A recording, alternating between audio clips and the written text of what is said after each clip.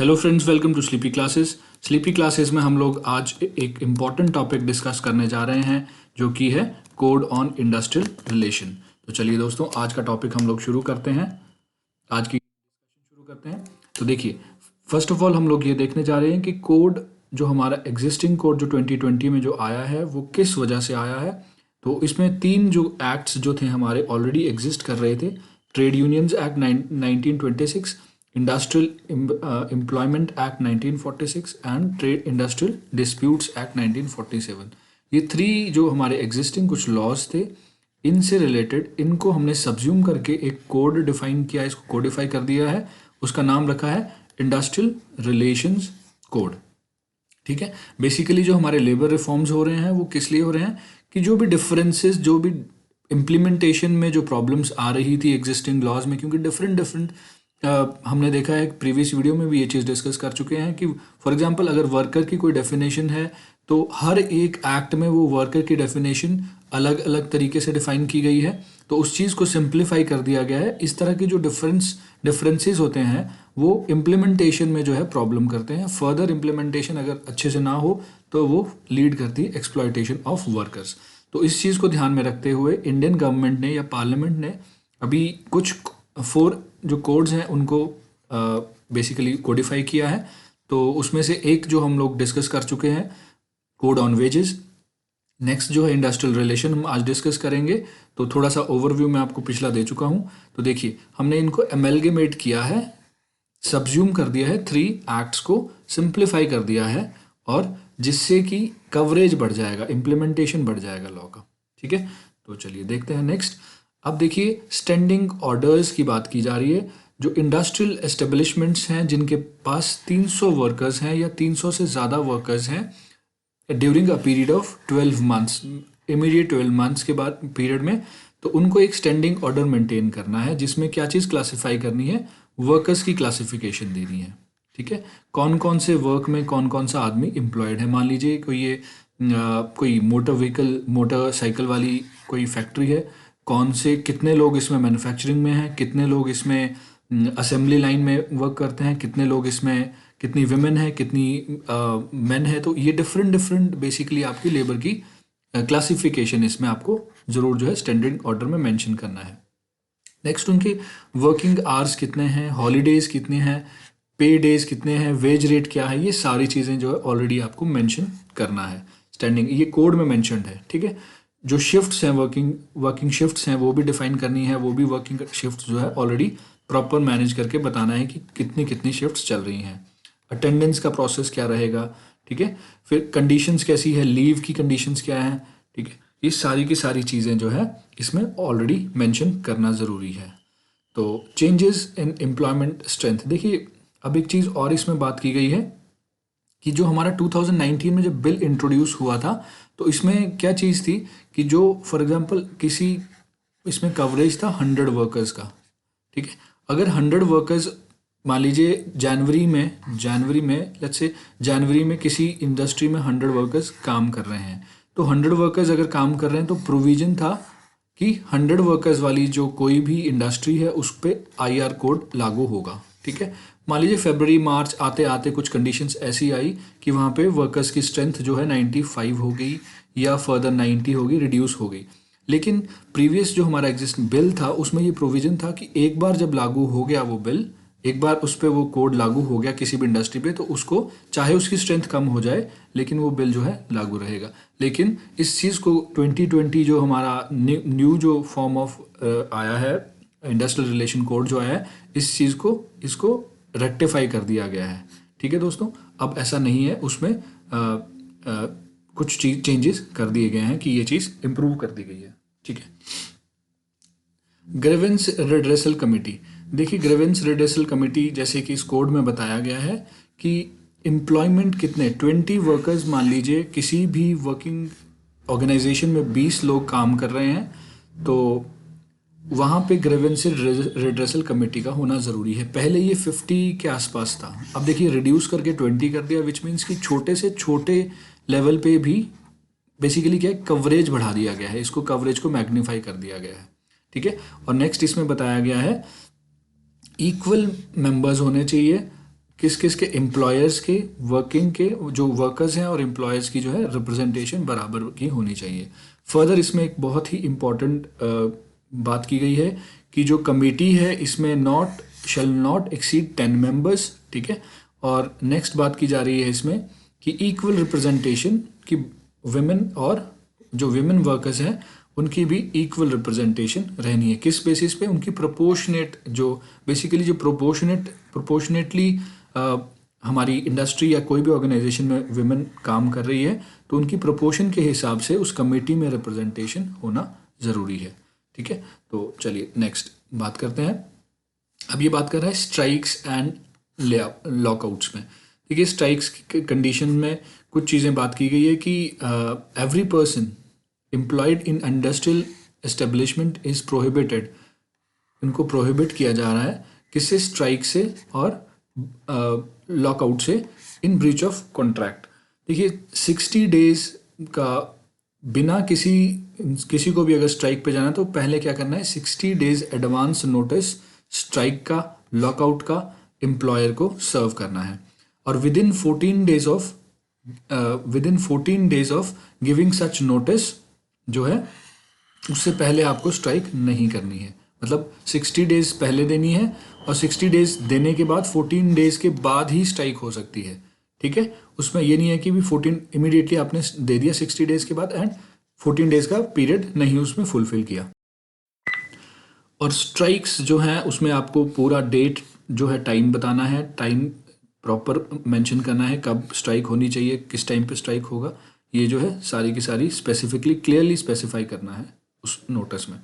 And further देखिए, strike किस case में नहीं हो सकता है? अगर मान लीजिए कोई कंसिलिएशन प्रोसीडिंग में ऑलरेडी मैटर जो है, किस टॉपिक पे आप स्ट्राइक नहीं कर सकते, किस मुद्दे पे स्ट्राइक पे जाना बेसिकली प्रोहिबिट किया गया है इस कोड में, कि जो ऑलरेडी डिस्कशन हो रही है, जिस पे प्रोसीडिंग्स चल रही है, या वो मैटर आर्बिट्रेशन में है, वो प्रोसीडिंग्स में है, सब जुडिस मैटर है, इन सच केसेस में जो है स्ट्राइक्स अलाउड नहीं है, इसमें प्रोहिबिट किया गया है कोड के द्वारा, ठीक है।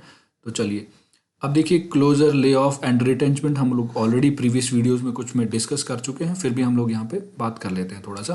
तो ले ऑफ में देखिए क्या होता है कि एडवर्स बिजनेस कंडीशंस होती हैं, वर्कर्स जो है एम्प्लॉयबिलिटी, जो एम्प्लॉयर है वो एम्प्लॉयमेंट नहीं दे पाता है ले ऑफ के केस में, ठीक है। तो ले ऑफ के केस में इस कोड में एक बहुत इंपॉर्टेंट चीज़ की गई है कि टेम्परेरीली मान लीजिए वर्कर्स को काम नहीं है, मान लीजिए 6 मंथ्स का काम रहता है किसी इंडस्ट्री में, 6 मंथ्स में पर्टिकुलर वर्कर को लेके काम नहीं रहता है, तो वो ले ऑफ पीरियड कहलाता है। तो इसमें क्या किया गया है कि फॉर एग्जांपल वो किस वजह से, मान लीजिए कोई पर्टिकुलर स्किल है, मान लीजिए किसी वर्कर की पर्टिकुलर स्किल है, वो उस particular skill, lack of that skill उसको अनएम्प्लॉयमेंट हो रही है, तो उस केस में क्या किया गया है इसमें कि स्किल डेवलपमेंट, या उसको हम कह सकते हैं रीस्किलिंग का इसमें प्रोविजन हम लोग काफ़ी, जो हमारे प्राइम मिनिस्टर मन की बात में भी हम लोग कई बार सुनते हैं, न्यूज़पेपर्स में देखते हैं कि रीस्किलिंग क्या है।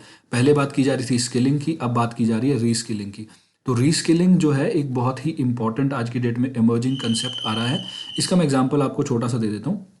पहले फ़ोन्स आया करते थे, नॉर्मल फ़ोन्स होते थे, तो उसमें सिर्फ रिपेयर मान लीजिए कोई रिपेयर कर लेते हैं उसमें, ठीक है। तो लेकिन अब क्या हुआ कि मॉडल्स चेंज हो गए हैं, उसकी टेक्नोलॉजी चेंज हो गई है, उसके मदरबोर्ड में कुछ चेंजेस आए हैं, तो जो पुराने जो वर्कर्स थे, जो पुराने जो रिपेयर करने वाली शॉप्स थी, वो जो क्या है कि वो बंद हो सकती हैं उसकी वजह से। तो उनको किस चीज़ की ज़रूरत है? उनको रीस्किलिंग की ज़रूरत है, तो इसको रीस्किलिंग बोलते हैं, उनको अपग्रेड किया गया है, उनको वो स्किलिंग के, तो इसमें रीस्किलिंग का एक फ़ंड को इंट्रोड्यूस किया गया है। इस कोड में बताया गया कि रीस्किलिंग के लिए जो इंडस्ट्री है, जो भी इस्टेब्लिशमेंट है, वो फंड रेज करेगी, एक फंड साइड पे रखेगी, कुछ पैसे रखेगी उनकी ट्रेनिंग के लिए, सो दैट जो ये आपका ले ऑफ पीरियड है, जो वर्कर्स जो ले ऑफ में चले जाते हैं because of adverse business conditions, या ये जो हमने डिस्कस किया है, तो उस केस में जो है उनको बेनिफिट मिले।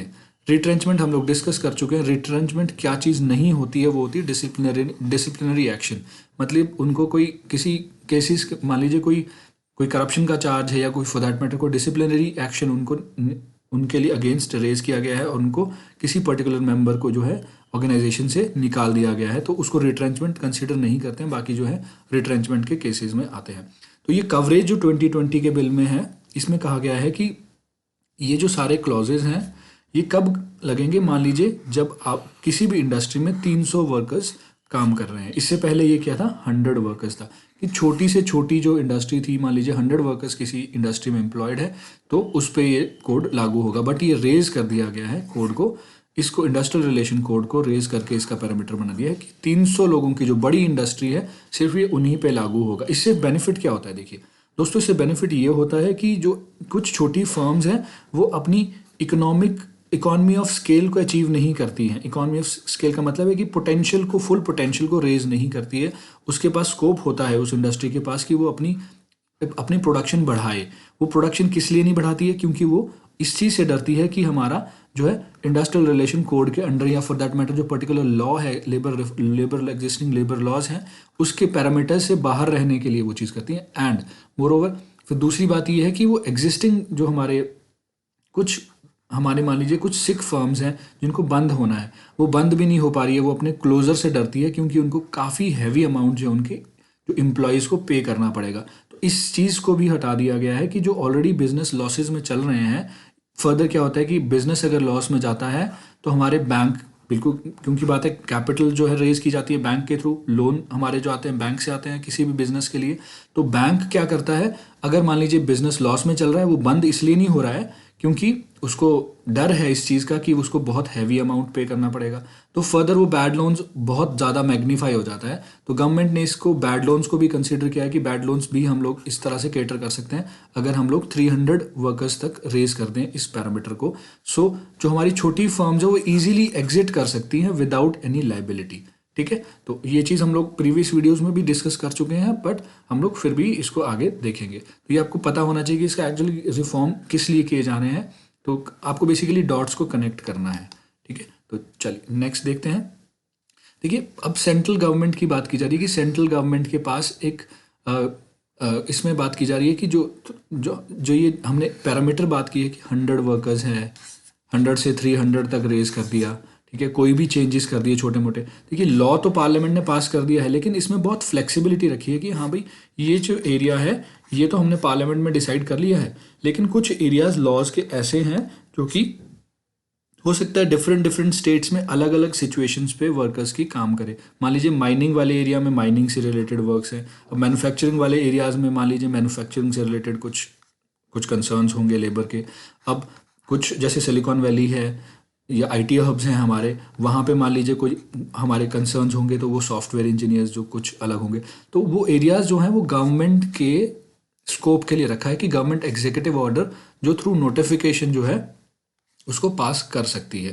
थ्रू नोटिफिकेशन जो है उसको गवर्नमेंट बना सकती है, उसके लिए अलग से पार्लियामेंट में उस पर्टिकुलर लॉ को अमेंड करने की ज़रूरत नहीं है। ठीक है, तो इसको बोलेंगे हम कि लॉ को बहुत ज़्यादा फ्लेक्सिबल कर दिया गया है कि हम एग्जीक्यूटिव ऑर्डर्स, जो गवर्नमेंट है एग्जीक्यूटिव ऑर्डर के थ्रू छोटे मोटे चेंजेस जो हैं लॉ में कर सकती है। फॉर एग्जांपल मान लीजिए ये 300 इसको अच्छा नहीं लगा, मान लीजिए 300 से इसको 350 कर दिया और बढ़ा दिया, तो गवर्नमेंट इसको अमेंडमेंट के बिना कर सकती है, इसको एग्जीक्यूटिव ऑर्डर के थ्रू किया जा सकता है। ठीक है, तो नेक्स्ट बात की जा रही है ट्रेड यूनियंस एंड काउंसिल्स की। देखिए, सोल नेगोशिएटिंग यूनिट्स की बात की जा रही है। तो जो हमारा पहले क्या होता था कि 2019 वाले बिल में ये बात की गई थी, ट्रेड यूनियंस जिनके पास कितने 75% ऑफ वर्कर्स की वोटिंग है, या बेसिकली 75% ऑफ वर्कर्स जो किसी भी ट्रेड यूनियन से जुड़े हुए हैं। ठीक है, इसको लिमिट को ख़त्म करके कितना कर दिया इस बिल में, इसको कर दिया है 51%। तो मान लीजिए किसी ए ट्रेड यूनियन के पास कोई पर्टिकुलर, मान लीजिए इसका नाम ए है, इसके पास कितना है 51% वर्कर्स का सपोर्ट है, तो इसको भी रिकॉग्नाइज कर दिया गया है। ठीक है, इसको इस कोड में रिकॉग्नाइज किया गया। ट्रेड यूनियंस का काम होता है बेसिकली मैनेजमेंट से डिस्कशंस करना, मैनेजमेंट से बातचीत करना, उनके जो वर्कर्स के कंसर्न्स हैं, चाहे वो बोनस से रिलेटेड है, सैलरी से रिलेटेड या अदरवाइज कुछ भी कोई कंसर्न है, तो वो मैनेजमेंट से, अब एक एक वर्कर से तो मैनेजमेंट बात नहीं कर सकती है, मैनेजमेंट ढूंढती है किसी पर्टिकुलर ऑर्गेनाइजेशन को जो कि रिप्रेजेंटेटिव हो, किसका, रिप्रेजेंटेटिव हो वर्कर्स का। तो ट्रेड यूनियंस को रिकॉग्निशन भी दी जा रही है कि 51% जो जिसके पास भी सपोर्ट होगा वो रिकॉग्नाइज्ड होगी। अदरवाइज क्या है कि बहुत सारी ट्रेड यूनियंस बन जाती है और मैनेजमेंट को बहुत ज़्यादा कन्फ्यूजन या प्रॉब्लम रहती है कि किसकी बात सुने और किसकी ना सुने। ट्रू जो रिप्रेजेंटेटिव है लेबर्स का, उसमें बड़ा ही प्रॉब्लम रहता है। तो गवर्नमेंट ने डिसाइड कर दिया कि भाई 50% 51% अगर आपके पास सपोर्ट है तो आप एक रिकग्नाइज ट्रेड यूनियन है। और मान लीजिए जहाँ पे ट्रेड यूनियंस नहीं होती है, छोटी छोटी काउंसिल्स होती हैं, तो उसका पहले था कि 10% वर्कर्स जो मेंबर्स हों, लेकिन अब उसका थ्रेश होल्ड लिमिट 20% कर दिया है कि भाई 20% तो एटलीस्ट होने ही चाहिए आपके पास, तब आप काउंसिल के नेगोशिएटिंग काउंसिल के बेसिकली रिकग्नाइज की जा सकती है। तो ये 2020 कोड का प्रोविजन है। ठीक है। Dispute related to termination of individual work. देखिए जो बिल है हमारा 2020 इंडस्ट्रियल रिलेशन कोड जो है, इसमें बेसिकली क्या बात की जा रही है कि इंडस्ट्रियल डिस्प्यूट्स की कैटेगरी में कौन कौन सी चीज़ें आती हैं। ठीक है। इंडस्ट्रियल डिस्प्यूट के केस में डिसमिसल भी आता है, डिस्चार्ज भी आता है, आपका रिट्रेंचमेंट भी आता है, और टर्मिनेशन ऑफ सर्विस भी आता है इंडिविजुअल वर्कर की किसी की भी। तो ये सारे जो है इंडस्ट्रियल डिस्प्यूट की कैटेगरी में आते हैं। ठीक है। अब इंडस्ट्रियल डिस्प्यूट्स कहाँ पे हम लोग बेसिकली, आप हाई कोर्ट में तो नहीं जा सकते डायरेक्टली, इंडस्ट्रियल डिस्प्यूट के लिए ट्राइब्यूनल्स को बनाया गया है। ठीक है। और ट्राइब्यूनल्स में क्या क्या है, ट्राइब्यूनल्स में जो है 45 डेज का एप्लीकेशन का पीरियड दिया गया है कि आपका जो होता है विद इन 45 डेज आपको किसी भी वर्कर को अप्लाई करना है 45 डेज के अंदर उस ट्रिब्यूनल में, सो दैट वो चैलेंज हो सके उसका कोई भी एक्शन, चाहे उसका सर्विस को टर्मिनेट कर दिया गया वर्कर के द्वारा। तो ये ट्राइब्यूनल्स बनाएंगे। और ट्राइब्यूनल्स का बेसिकली मैं स्ट्रक्चर बना देता हूँ। ये 4 मेंबर बॉडी है, इसमें जुडिशियल मेंबर्स आते हैं 2 appointed by the government, and 2 आते हैं इसमें या तो वो वर्कर की साइड से, उसको अपनी फील्ड में काफ़ी एक्सपीरियंस है, मान लीजिए कोई सोशल वर्कर है, एम्प्लॉयर्स की तरफ से आते हैं। तो इस तरह के जो है ये नॉन जुडिशियल मेंबर्स 2 आते हैं और जुडिशियल मेंबर्स 2 आते हैं। मेंबर टोटल कितने हैं, 4 मेंबर बॉडी है। ठीक है। तो ये क्वासी जुडिशियल बोलते हैं इसको, ये पार्शियली जुडिशियल फंक्शन करती है और पार्शियली एग्जीक्यूटिव फंक्शनिंग होती है इसकी। तो चलिए दोस्तों, आज का टॉपिक हम लोग यहीं पे डिस्कस करते हैं। Thank you so much and have a good day.